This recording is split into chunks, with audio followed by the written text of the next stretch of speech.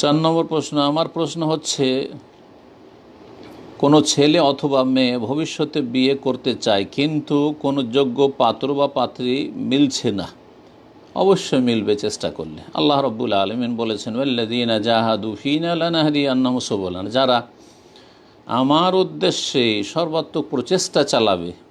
মুজাহাদা, চেষ্টা করতে হবে, আল্লাহর কাছে দোয়ার চেষ্টা করতে হবে এবং আপনাকে হাত পা নাড়াতে হবে। হরকত করলে বরকত হবে। অবশ্যই আল্লাহ রাস্তা দেখাবেন যদি চেষ্টা করেন। তো হয়তো পছন্দ হচ্ছে না, মিলছে না অথবা পছন্দ হচ্ছে না, এই কারণগুলোর জন্য সারা জীবনও অবিবাহিত থেকে গেলে বা এমন অবস্থায় তাদের মৃত্যু হয়ে গেল, তার জন্য কি তাদেরকে আখেরাতে শাস্তি ভোগ করতে হবে? দয়া করে উত্তরটা দেবেন।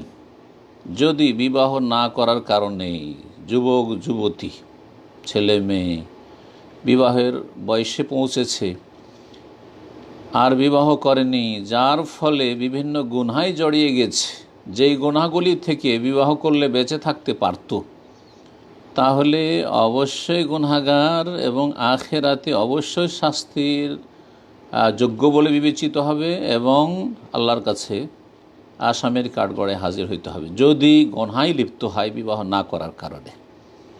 এমনিতে সাধারণ অবস্থায় যদি বিবাহ না করার কারণে কোনো গুনাহে লিপ্ত না হয়, বিবাহ করছে না, কোনো গুনাহ হচ্ছে না, আলহামদুলিল্লাহ, তাহলে বিবাহ সাধারণ অবস্থায় সুন্নাতে মুআক্কাদা, আম্বিয়া রসুলগণের সুন্নাত, প্রিয় নবী মুহাম্মদ সাল্লাল্লাহু আলাইহি সাল্লামের সুন্নাত। আল্লাহ রাব্বুল বলছেন যে, হে নবী, তোমার পূর্বে নবী রসুলগণকে পাঠিয়েছি, ওয়াজআলনা লাহুম আজওয়াজান ওয়া যুররিয়া, তাদের স্ত্রীরা ছিল এবং তাদের ছেলে মেয়ে ছিল। সুতরাং বিবাহ করা, স্ত্রী ঘরে নিয়ে আসা এবং ছেলে মেয়ে নেওয়া, এটা হচ্ছে আম্বিয়া রসুলগণের সুন্নাত মিন সুনানিল মুরসালিন। সাধারণ অবস্থায় সুন্নাতে মুআক্কাদা, আপনি সুন্নাতে মুআক্কাদা একটা ফজিলতের কাজ ছেড়ে দিলেন, যদিও গুনাহ না হয়। আর যদি গুনাহ হয় তাহলে, বা গুনার আশঙ্কা থাকে বিয়ে না করলে, সাবালক সাবালিকার আর আশঙ্কা অধিকাংশ মানুষেরই রয়েছে, অধিকাংশ যুবক যুবতীর রয়েছে, তাহলে অবশ্যই গুনাহগার হবে। কাবিরা গুনাহে লিপ্ত হলে কাবিরা গুনাহগার হবে, সাগিরা গুনাহে লিপ্ত হলে সাগিরা গুনাহগার হবে।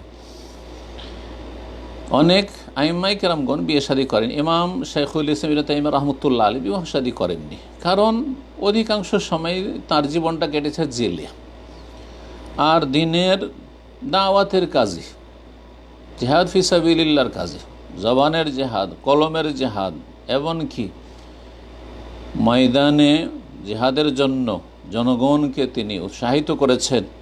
সেই যুগের শাসকের নেতৃত্ব ছাড়া নয়। এতেই সারা জীবনটা কেটে গেছে। তার মৃত লাশ বেরিয়েছে, জানাজা বেরিয়েছে জেলখানা থেকে। সুতরাং তিনি বিয়ে করলে তো হক নষ্ট করতেন, তাই তিনি বিয়ে করেননি। ইমাম বুখারী রাহমাহুল্লাহ বিয়ে হয়তো করেননি অথবা করেছেন, ছেলে মেয়ে ছিল না, ইখতিলাফ রয়েছে। তো এইরকম কেউ যদি গুনাহ থেকে বাঁচতে পারে আর বিয়ে না করে, তাহলে এমন কোনো কাবিরা গুনাহ হবে না। তবে আবার বলছি, তারপরেও বিয়ে করে নেওয়া ভালো কাজ, সওয়াবের কাজ এবং দিনকে কমপ্লিট করার, দিনকে পূর্ণ করার একটি গুরুত্বপূর্ণ পদক্ষেপ। আল্লাহ যেন ভালো মিলিয়ে দেন, ভালো ছেলেকে ভালো পাত্রী মিলিয়ে দেন, আর ভালো মেয়েকে ভালো যেন স্বামী মিলিয়ে দেন, জোড়া মিলিয়ে দেন।